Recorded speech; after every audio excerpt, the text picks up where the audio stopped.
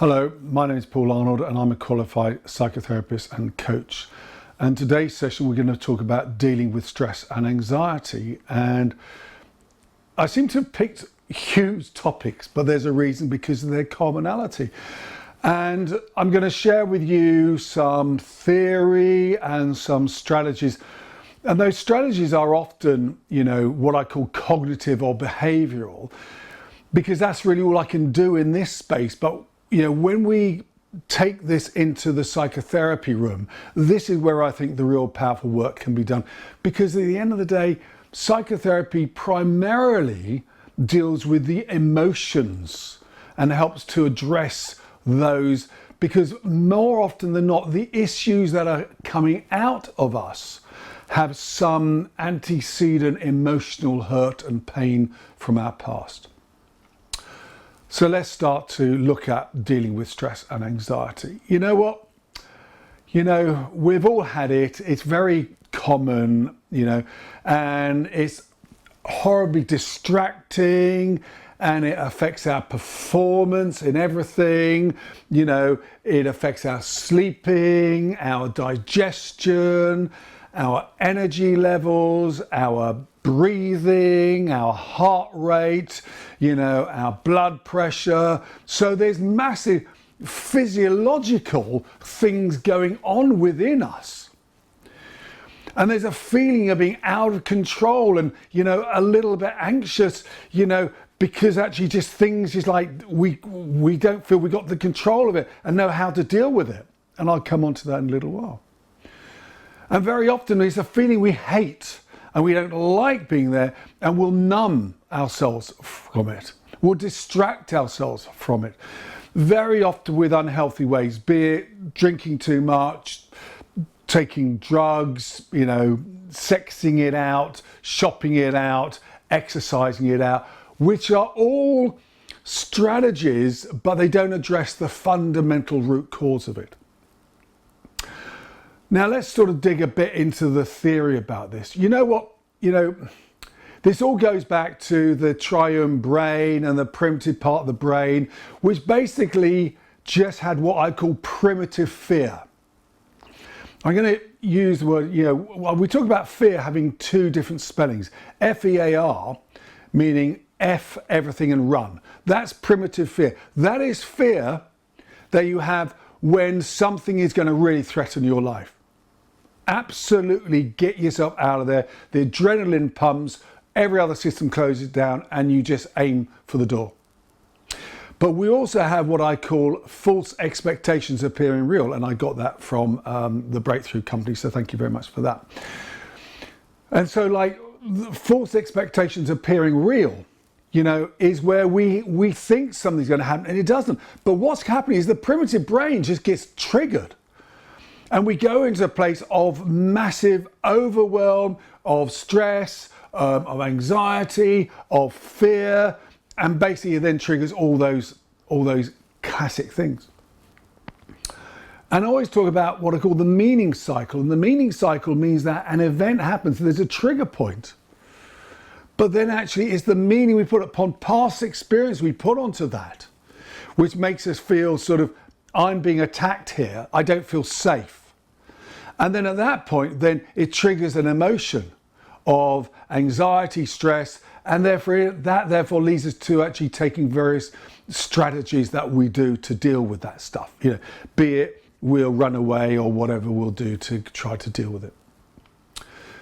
Which really brings me into and I recommend you look this up online, the polyvagal theory developed by Porges, apologize if I mispronounced his name, and it's the bringing together of the parasympathetic system and the sympathetic nervous system.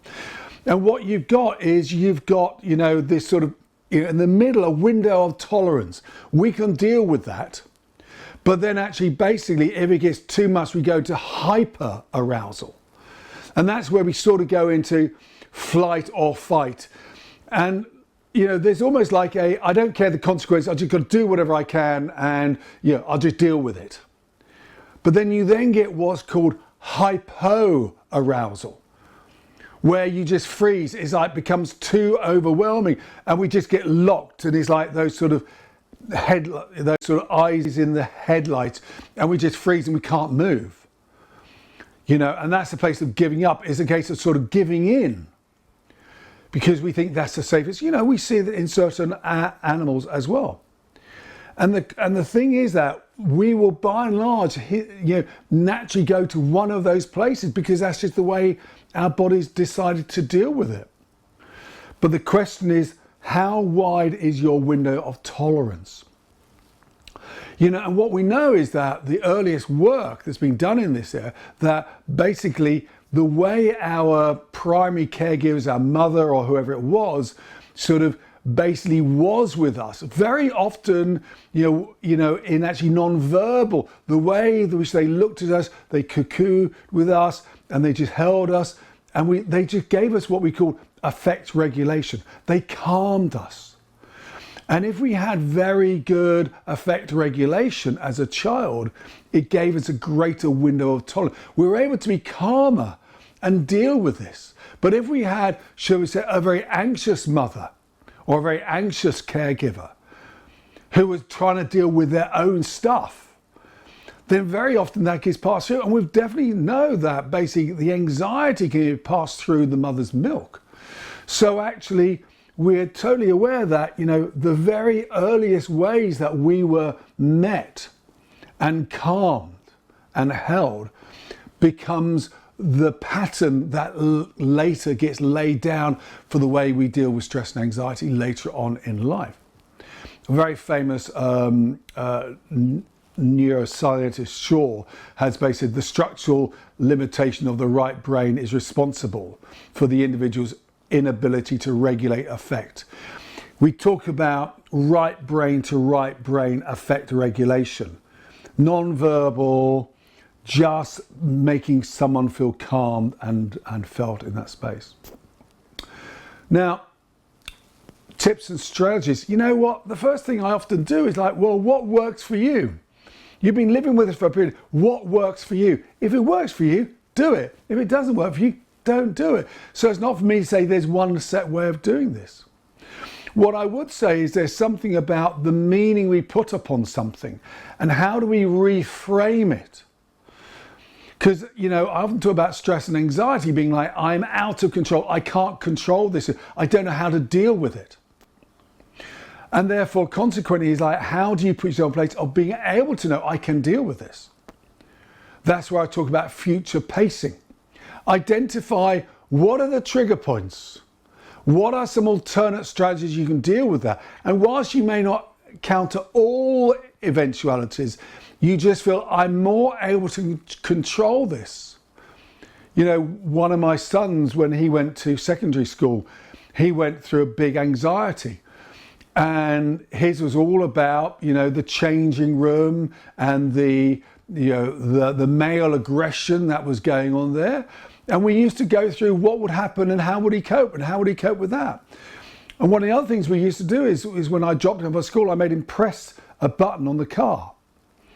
And when he got back, I made him to press the same button again to give him an anchor point that allowed him to think this will pass and I will survive. Because very often we have these crazy notions of we can't survive this. As I said, primitive fear is being triggered in there.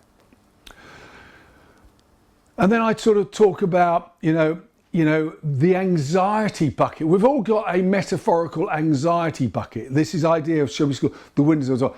How big is our bucket we can hold? But the trouble is that some people got big buckets, some people got small buckets. But actually, if your bucket is already half full, it doesn't take much for stuff to swill over the edges. So we've got to look at the bucket and say what's in there. And typically what's in there are things to do with financial worries we've got, relationship worries we've got, work worries we've got, health issues we've got. And, part of the process is how do we reduce the size of the bucket? How do we, deal with the finances? How do we have the courageous conversations about the relationships, et cetera, et cetera. And the last one I say is about emotional calming. What are the strategies that you could use? And clearly we all know about breath work. the idea like, using the square 5, square 7, where we hold for 5, breathe out for 5, hold for 5, breathe in for 5, or 6 or 7, whatever works for you. Then we've got mindfulness. How do we focus on the sound? And very often if someone goes into a place of hypo-arousal, in other words, they freeze, we'll often do a 5 sense. We'll try and bring them back into the room. Hey, give me 5 things you see in this room. Tell me 4 things that you sense. 3 things that you hear, 2 things that you smell, 1 thing that you taste, as a way of trying to get them back into the space. And then what I would say is, a lot of stress anxiety is about how do I move on from here? So I often talk about salami it down. What's a small thing you can do right now to somehow cope with the situation you are in? So look, stress and anxiety is one of the biggest reasons that people come into therapy for. Very often though, there's a lot behind it. And that's where psychotherapy can help unpick it, and basically what we can then do is, having realized what's the root causes of this, we can then help build the inner resilience. Anyway, I hope that's of use. Take care.